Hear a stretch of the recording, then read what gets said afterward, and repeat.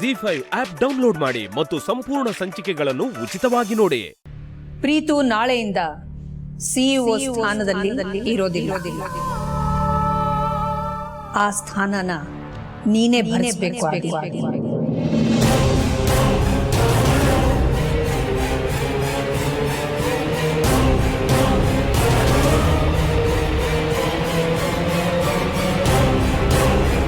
ಯಾಕಾದಿ CEO ಆಗೋದಕ್ಕೆ ಇಷ್ಟ ಇಲ್ವಾ? ಇಲ್ಲ.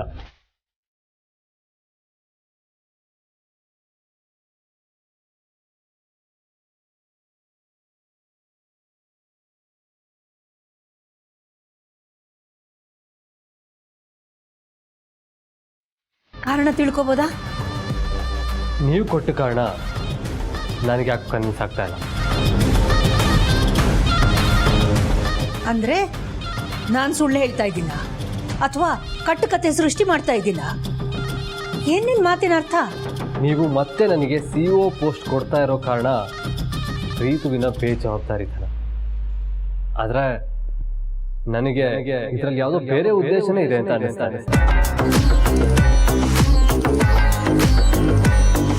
ಬೇರೆ ಕಾರಣ ಅಂದ್ರೆ ಮತ್ತಿನ್ನೇನಿರುತ್ತೆ? ಮನಸ್ಸಿನಲ್ಲಿರೋದನ್ನ ಬಾಯಿ ಬಿಟ್ಟು ಮನಸ್ಸು ಬಿಚ್ಚಿ ಹೇಳು. ನನ್ನ ಹೃದಯ ಅಷ್ಟೇನು ವೀಕ್ ಅಲ್ಲ. ಹಾಗಾದ್ರೆ ನೀವು ಮಾತ್ರ ಯಾಕೆ ಮುಚ್ಚುಮರೆ ಮಾಡ್ತಾ ಇದ್ದೀರಾ? ಏನು ನಾನು ಮುಚ್ಚುಮರೆ ಮಾಡ್ತಿದ್ದೀನಾ? ಹೌದು. ಯಾವ ವಿಷಯ ಅಂತ ತಿಳ್ಕೊಬೋದಾ? ನನ್ನನ್ನ ಮತ್ತೆ ಸಿಇಒ ಮಾಡ್ತಿರೋ ಉದ್ದೇಶ ನನ್ನ ಪಾರ್ವತಿನ ದೂರ ಮಾಡಬೇಕು ಅಂತ ತಾನೇ?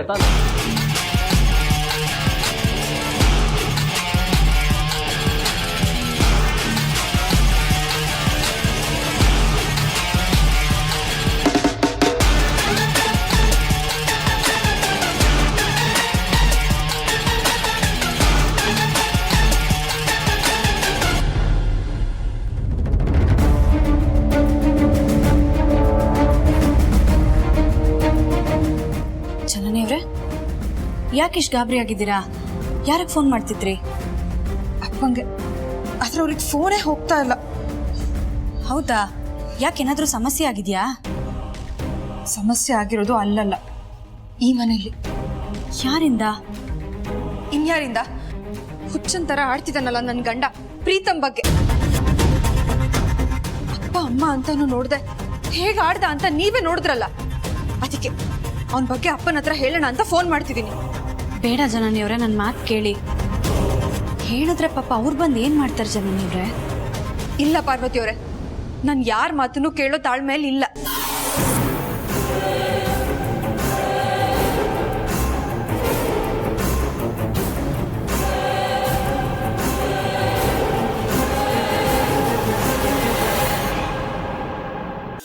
ಪಾರ್ವತಿಯವರೇ, ನನ್ನ ಫೋನ್ ಯಾಕೆ ಇತ್ಕೊಂಡ್ರಿ? ಕೊಡಿ, ಅಪ್ಪಂಗೆ ಫೋನ್ ಮಾಡ್ಬೇಕು ನಾನು.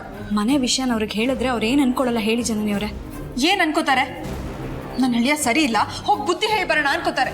ಹಾಗಲ್ಲ ಜನನಿಯವ್ರೆ, ಇಲ್ಲಿ ವಿಷಯ ಇಲ್ಲೇ ಇರಬೇಕು, ಹೊರಗಡೆ ಗೊತ್ತಾಗಬಾರ್ದು.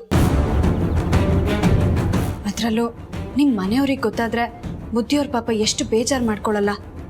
ವಯಸ್ಸಾಗಿರೋ ತಾತ ಇದ್ದಾರೆ ಜನನಿಯವ್ರೆ, ಅರ್ಥ ಮಾಡ್ಕೊಳ್ಳಿ. ಗಂಡನ ಮನೇಲಿ ನಡೆಯೋ ಸಂತೋಷದ ವಿಚಾರಗಳನ್ನ ಹಂಚ್ಕೋಬೇಕೇ ಹೊರತು ಈ ಥರ ವಿಷಯಗಳನ್ನೆಲ್ಲ ಹಂಚ್ಕೊಳ್ಳೋದಕ್ಕೆ ಹೋಗ್ಬಾರ್ದು. ಅದನ್ನ ನಾವೇ ಬಗೆಹರಿಸೋದಕ್ಕೆ ಪ್ರಯತ್ನ ಪಡೋಣ. ಆಗ್ಲಿಲ್ವಾ ಆಮೇಲೆ ಏನ್ ಮಾಡೋದು ಅಂತ ಯೋಚನೆ ಮಾಡೋಣ. ನೀವು ಎಷ್ಟು ಒಳ್ಳೆಯವರು ಅಂತ ಇಷ್ಟರಲ್ಲೇ ಗೊತ್ತಾಗುತ್ತೆ ಪಾರ್ವತಿಯವರೇ. ನನ್ನ ಕಡೆಯಿಂದ, ಪ್ರೀತು ಕಡೆಯಿಂದ ನಿಮಗೆ ಎಷ್ಟು ಬೇಜಾರಾದ್ರೂ ಅದು ಯಾವುದನ್ನು ಮನಸ್ಸಲ್ಲಿ ಇಟ್ಕೊಂಡಿಲ್ಲ. ನಮ್ಮ ಪರವಾಗಿ ನಿಲ್ತೀರ. ಆದ್ರೆ ನಾನು ನಿಮ್ಮ ಬಗ್ಗೆ ತಪ್ಪು ತಿಳ್ಕೊಂಡೆ.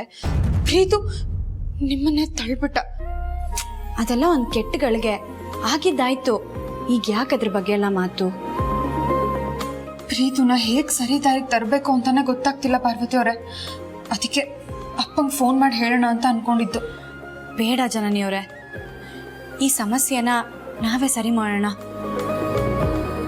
ಅವ್ರ ಗ್ರಹಗತಿಗಳು ಸರಿ ಇಲ್ಲ ಅಂತ ಅತ್ತೆಮ್ಮನ ಹತ್ರ ಗುರುಗಳು ಹೇಳಿದರ್ತಾನೆ.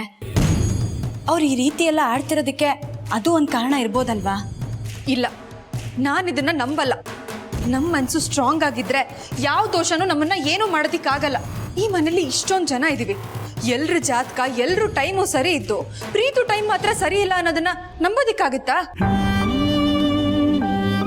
ಸರಿ ಹೋಗ್ಲಿ ಬಿಡಿ, ಮೊದಲು ಅವ್ರ ಮನ್ಸಲ್ಲಿ ಏನಿದೆ ಅಂತ ತಿಳ್ಕೊಳ್ಳೋದಕ್ಕೆ ಪ್ರಯತ್ನ ಪಡೋಣ.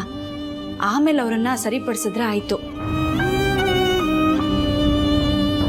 ನೀವೇನು ಯೋಚನೆ ಮಾಡಬೇಡಿ ಜನನಿಯವರೇ, ನಾನು ಯಜಮಾನ್ರು ನಿಮ್ಮ ಜೊತೆ ಇರ್ತೀವಿ.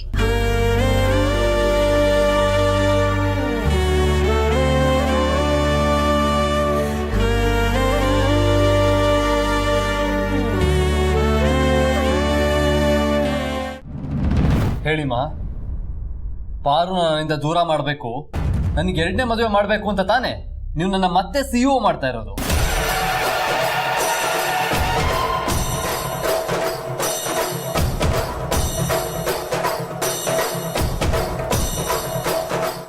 ಏನಂದೆ?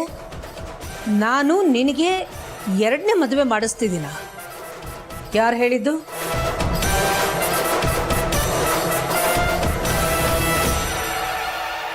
ಚಿಕ್ಕಮ್ಮ.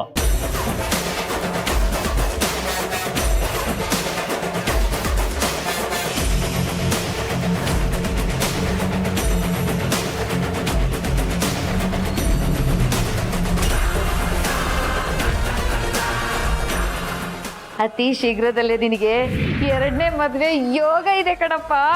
ತಮ್ಮ ಮನ್ಸಲ್ಲಿರೋ ಆಸೆನ ಗುರುಗಳ ಮೂಲಕ ಹೇಳ್ಸಿದ್ರು. ನನ್ನ ಕೈಯಿಂದ ನಿನ್ ಜಾತಕನ ತರಿಸಿ ಗುರುಗಳಿಗೆ ತೋರಿಸಿ ನಿನಗೆ ಎರಡನೇ ಮದುವೆ ಇರೋ ಯೋಗನ ಅಕ್ಕ ತಿಳ್ಕೊಂಡ್ರು.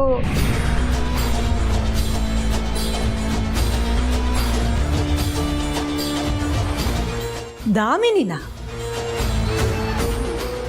ಹೌದು, ಗುರುಗಳು ನಮ್ಮ ಮನೆಗೆ ಬಂದಾಗ ನನಗೆ ಎರಡನೇ ಮದುವೆ ಮಾಡಬೇಕು ಅನ್ನೋ ಉದ್ದೇಶದಿಂದ ತಾನೇ ನೀವು ಅವ್ರಿಗೆ ಜಾತಕ ತೋರಿಸಿದ್ದು.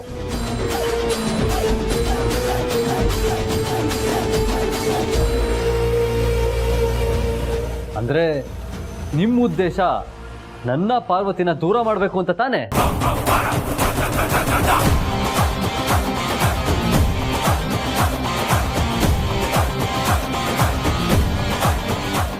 ಊರಿಗೆಲ್ಲ ನ್ಯಾಯ ಹೇಳೋರು ತನ್ನ ಮಗ ಸೊಸೆಗೆ ಅನ್ಯಾಯ ಮಾಡೋದಕ್ಕೆ ಹೊರಟಿದ್ದೀರಲ್ಲ. ಒಂದು ಹೆಣ್ಣಿಗೆ ಅನ್ಯಾಯ ಮಾಡಿ ಇನ್ನೊಂದು ಹೆಣ್ಣಿನ ಜೀವನ ಬೆಳಗೋದು ಸರಿನಾ? ವಿಷಯ ಏನು ಅಂತ ಸರಿಯಾಗಿ ತಿಳ್ಕೊಳ್ದೆ ಬಾಯಿಗೆ ಬಂದ ಹಾಗೆ ಮಾತಾಡಬೇಡ ಆದಿ.